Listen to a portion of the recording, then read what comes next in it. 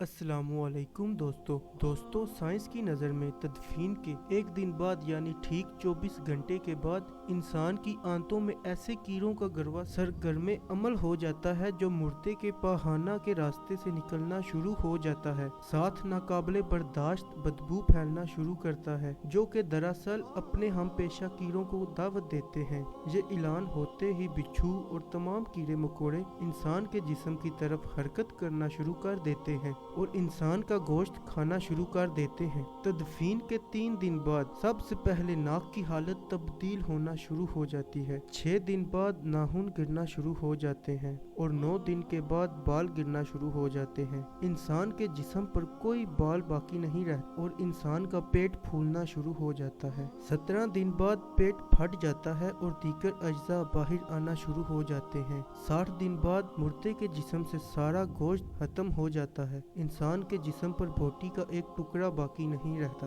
90 दिन के बाद तमाम हड्डियां एक दूसरे से जुदा होना शुरू हो जाती हैं। 1 साल के बाद हड्डियां बोसीदा हो जाती हैं और बिल आखिर जिस इंसान को दफनाया गया था इसका वजूद खत्म हो जाता है। तो मेरे दोस्तों, गरूर, तकब्बर, हिर्स, लालच, घमंड, दुश्मनी, हसद, बुग़्ज़, जलन, इज्जत, वकार, नाम, ओहदा, बादशाही, ये सब कहाँ जाता है? सब कुछ खाक में मिल जाता है। इंसान की हैसियत ही क्या है? मिट्टी से बना है, मिट्टी में दफन होकर मिट्टी में ही चला जाता है।